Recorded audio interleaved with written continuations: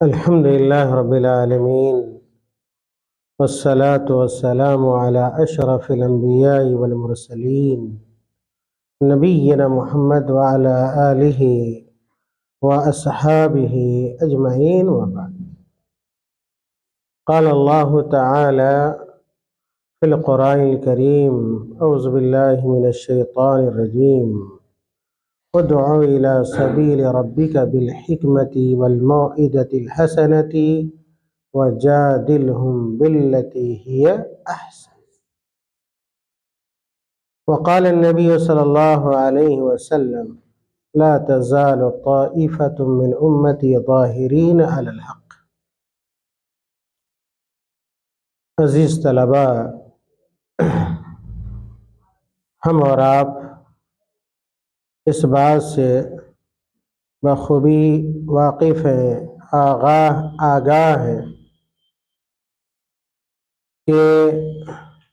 اللہ رب العالمین نے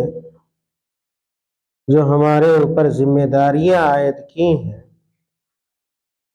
ان ذمہ داریوں میں سے ایک بڑی ذمہ داری دعوت و تبلیغ بھی، لوگوں کی رہنمائی بھی، بلکہ ایک آیت میں اللہ تعالیٰ نے بیان فرمایا: والمؤمنون والمؤمنات بعضهم اولیاء بعض یأمرون بالمعروف وینہون عن المنکر، کہ مومن مرد اور مومن عورتیں ایک دوسرے کے دوست ہیں اور غمخوار ہیں اور قریبی ہیں، اور دوستی کا یہ تقاضا ہے کہ امر بالمعروف اور نہی عن المنکر کا فریضہ انجام۔ اگر ہم اور آپ کہیں پہ کوئی منکر دیکھتے ہیں یا کہ کوئی گناہ کا کام دیکھتے ہیں تو حتی المقدور اور حتی العس اس منکر کو اور اس گناہ کے کام کو ہمیں دفع اور دور کرنے کی کوشش کرنی چاہیے، چاہے ہم زبان سے انکار منکر کریں یا یہ کہ ہم قلم کے ذریعے انکار منکر کریں۔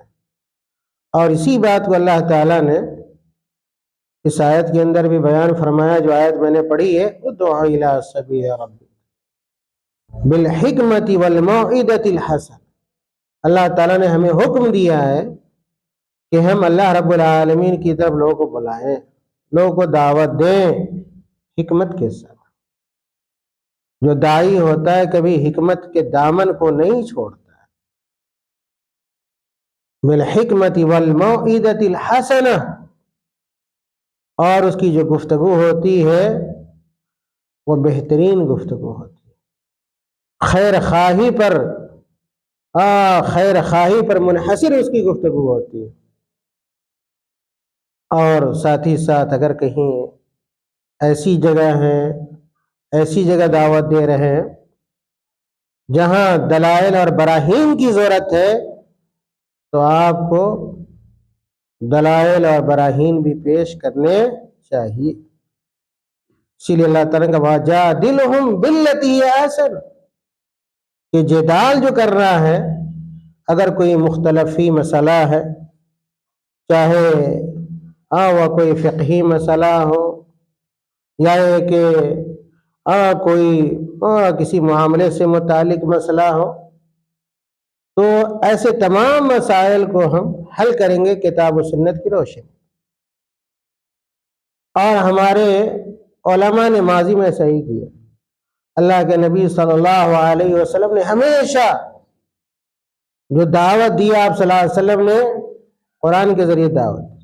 لوگوں کو قرآن سنایا۔ اللہ کے نبی صلی اللہ علیہ وسلم کیسے کیسے منکرین دین آئے،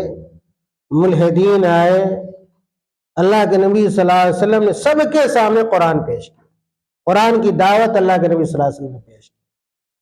صحابہ کرام نے بھی یہی کیا۔ صحابہ کرام نے جہاں بھی گئے دین کے داعی اور سپاہی بن کے ہمیشہ اپنے سامنے جو چیز رکھا اور دعوت کے جو وسائل اختیار کیے وہ قرآن و حدیث ہے۔ اسی طرح تابعین نے، تبع تابعین نے، تمام لوگوں نے قرآن اور سنت کے ذریعے، قرآن اور حدیث کے ذریعے، قرآن اور حدیث کے دلائل کے ذریعے انہوں نے دعوتی فریضہ کو انجام دیا۔ اس کے بعد کے ادوار میں جب بہت سارے فتنے برپا ہوئے، خاص طور سے شیعوں کا فتنہ برپا ہوا، شیعوں کے فتنے کو بھی ہمارے اسلاف نے کتاب و سنت کے دلائل سے دور کیے، اور اب تک جو بھی فتنے برپا ہوئے ہیں اس دنیا میں، اور سب سے زیادہ اگر اسلام اور مسلمانوں کو نقصان پہنچا ہے تو وہ شیعیت سے پہنچا ہے، رافضیت سے پہنچا ہے، اور شیعی ٹولوں سے پہنچا ہے۔ آج بھی دنیا میں جہاں بھی آپ کو بد نظمی یا کہ بے سکونی نظر آ رہی ہے، یا کہ جو خلفشار ہے، انتشار ہے عالمی اسلام میں یا غیر عالمی اسلام میں، سب کی تہ میں اگر آپ جائیے گا تو آپ کو رافضیت نظر آئے گی، آپ کو شیعیت نظر آئے گی، ان کی کارستانیاں نظر آئیں گی آپ کو۔ اسی طرح صوفیت ہے، صوفیت کی بہت ساری قسمیں، اسی طرح شیعیت کی بہت ساری قسمیں ہیں جنہوں نے اسلام اور مسلمانوں کو کبھی ظاہر طریقے سے اور کبھی باطن طریقے سے نقصان پہنچایا ہے، اور یہ نقصان پہنچانے کا سلسلہ اس وقت جو شروع ہوا ہے اب تک کسی نہ کسی طرح جاری اور ساری ہے۔ تو ہماری اور آپ کی ذمہ داری ہے کہ ہم جو باطل افکار و خیالات ہیں، باطل نظریات ہیں اور باطل ادیان اور ملل ہیں، ادیان و فرق ہیں، ان کا ہم مطالعہ کریں، ان کو پڑھیں، اور باطل فرقوں کے حوالے سے جو ہمارے اسلاف نے، متقدمین نے اور متاخرین نے جو کتابیں لکھی ہیں ان کتابوں کا گہرائی سے مطالعہ کریں، تاکہ ہم اور آپ ان کی گھنونی سازشوں سے بچ سکے اور دوسروں کو بھی بچا سکے۔ چنانچہ ماضی میں بھی ہمارے علماء نے زبانی طور پہ باطل فرقوں سے آگاہ کرنے کے لیے تقریریں کی، خطابات کیے، اور ان کی وہ چیزیں مدون ہیں اور قید تحریر میں ہیں۔ بہت سارے لوگوں نے قلمی طور پہ اپنی خدمات پیش کی اور باطل تحریکوں سے، باطل جماعتوں سے، چاہے وہ شیعیت ہو، رافضیت ہو، خمینیت ہو، صوفیت ہو، تیجانیت ہو، یا کہ دوسرے جو بدعتی اور گمراہ جو فرقے ہیں ان کے خلاف کتابیں لکھی۔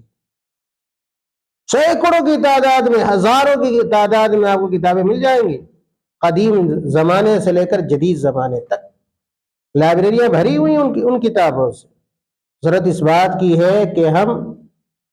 ان کتابوں کو پڑھیں اور یہ ذمہ داری سمجھیں کہ پڑھنا ہماری ذمہ داری ہے،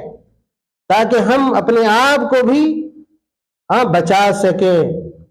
گمراہ کن عقیدوں سے، گمراہ کن افکار، خیالات، نظریات سے، اور ہم دوسروں کو بھی بچا سکے۔ چنانچہ دور حاضر میں بھی، عصر حاضر میں بھی بہت سارے علماء اس بات اور اس عمل میں لگے ہوئے ہیں کہ کوئی بھی اگر باطل تحریک کی طرف سے کوئی چیز آتی ہے اس کا دفاع کرتے ہیں، اس کا جواب دیتے ہیں، اور اپنی زبان سے بھی دفاع کرتے ہیں، قلم سے بھی دفاع کرتے ہیں۔ ایسے لوگ ہیں ابھی بھی بر صغیر کے اندر بھی ایسے افراد آپ کو مل جائیں گے جو لوگ شب و روز باطل افکار و خیالات کا جائزہ لیتے ہیں، محاسبہ کرتے ہیں اور مسکت جواب دیتے ہیں، اور جو صحیح فکر ہے، صحیح فکر کو عیاں کرتے ہیں، ظاہر کرتے ہیں اور اس کو پیش کرتے ہیں، انہی میں سے ایک اہم نام عصر حاضر کے ایک ممتاز اور جوان سال عالم دین ڈاکٹر وسیم المحمدی حفظہ اللہ کا۔ پچھلے دنوں ان کی کئی کتابیں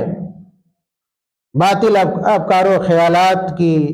باطل افکار و خیالات کی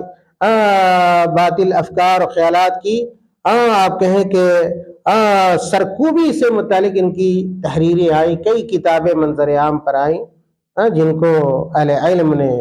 ہاتھوں ہاتھ لیا اور اس سے امت کے لوگوں کو خاطر خواہ فائدہ ہوا۔ انہی کتابوں میں سے کتاب زاویہ نگاہ بھی، انہوں نے یہ اس کتاب کے اندر یہ بتلانے کی کوشش کی ہے کہ اہل سنت والجماعت کے سوچنے کا، سمجھنے کا کیا زاویہ ہونا چاہیے، کیا نقطہ نظر ہونا چاہیے، ماضی میں ہمارے اسلاف نے کیسے گمراہ عقیدوں کا قلاقمہ کیا اور ان کی خبر لی، جس طرح ماضی میں ہمارے اسلاف نے باطل عقیدوں کا پوسٹ مارٹم کیا ہے اور ان کی خبر لی ہے اور ان کا علمی جواب دیا ہے، فکری جواب دیا ہے، وہی زاویہ نگاہ ہمارا اور آپ کا بھی ہونا چاہیے۔ اور اس کے علاوہ خاص طور سے ڈاکٹر وسیم المحمدی حفظہ اللہ نے شیعت کی اور رافضیت کی جو حرکتیں ماضی میں رہی ہیں، کارستانیاں جو رہی ہیں ماضی اور حال میں، سیر حاصل اس کتاب میں اس پر گفتگو انہوں نے کی اور متنبہ کیا ہے، باخبر کیا، ہوشیار کیا ہے کہ ہر شخص کو اور اہل سنت والجماعت کے جو ممالک ہیں ان کو بھی ان کی سازشوں سے ہوشیار رہنا پڑے، ورنہ جس طرح انہوں نے بہت سارے ملکوں کی اینٹ سے اینٹ بجا دی اور ہزاروں لاکھوں لوگوں کو شیعوں نے اور رافضیوں نے تہہ دیگ کر دیا اور ہلاک کر دیا، تو اس کی زد میں اور بھی لوگ اور بھی ممالک آ سکتے ہیں۔ اس لیے صوفیت کی کارستانیوں، رافضیت کی کارستانیوں اور گمراہ ٹولوں کی کارستانیوں کو بھانپنا، سمجھنا، پڑھنا، اپنے بچوں کو پڑھانا، طلبہ و طالبات کو متنبہ کرنا نہایت ضروری ہے۔ چنانچہ انہوں نے یہ اس کتاب کو لکھ کر یہ امت مسلمہ پر اور ہم لوگوں پر بڑا احسان کیا ہے۔ چنانچہ ہم تمام لوگوں کو ان کی اس کلمی خدمات کا احسان مند ہونا چاہیے اور ان کا شکریہ ادا کرنا چاہیے، ان کے لیے دعائیں خیر کرنی چاہیے کہ اللہ تعالیٰ ان کی قلمی توانائی کو مزید بہتر سے بہتر بنائے، تاکہ مزید وہ دین کی خدمت اپنے قلم سے بھی اور اپنی زبان سے بھی کر سکے۔ انہوں نے ڈاکٹر صاحب حفظہ اللہ نے کچھ کتابیں، زاویہ نگاہ کے کچھ نسخے مجھے بھجوائے تاکہ میں ان نسخوں کو ان طلبہ کو دوں جو طلبہ ہر اعتبار سے پڑھنے کے معاملے میں نشیط رہتے ہیں، فعال رہتے ہیں اور تعلیم سے حد درجہ وہ شوق رکھتے ہیں، لگن ان کے اندر ہے اور شوق ان کے اندر ہے پڑھنے کا، لکھنے کا۔ چنانچہ آج کی اس مبارک مجلس میں 5 نسخے آپ کی اس کلاس کے 5 ممتاز اور اچھے طلبہ کو 5 نسخے دیے جائیں گے، اس امید کے ساتھ کہ وہ اس کو صرف طاق کی زینت نہیں بنائیں گے ہاں بلکہ اس کو 2 مرتبہ 3 مرتبہ پڑھنے کی کوشش کریں گے، اور جو باتیں اس کے اندر آئی ہیں اس کو سمجھنے کی کوشش کریں گے، اور جس طرح باطل فرقوں سے بچنے کا طریقہ بتایا گیا ہے اس کو خود اختیار کریں گے، اور دوسروں تک بھی ان باتوں کو پہنچانے کی حتی المقدور حتی الوسع کوشش کریں گے۔ چنانچہ یہ 5 طلبہ جو ہیں، سب سے پہلا نام عمر فاروق صاحب کا ہے، دوسرا نام انضمام الحق شمیم اختر ہے، تیسرا نام مشکور عالم عبید الرحمان ہے، اور چوتھا نام فیض الحق سرفراز عالم کا ہے، پانچواں نام یہ وسیم اکرم امان اللہ کا ہے۔ ان 5 طلبہ کو، جو اولی فضیلہ کے طلبہ ہیں، ان کو زاویہ نگاہ کا ایک نسخہ دیا جا رہا ہے، اور دعا بھی کی جا رہی کہ اللہ تعالیٰ ان کے علم اور عمل میں مزید برکت عنایت فرمائے، اور ان کو علم کے زیور سے آراستہ اور پیراستہ کرے۔ السلام علیکم ورحمۃ اللہ وبرکاتہ۔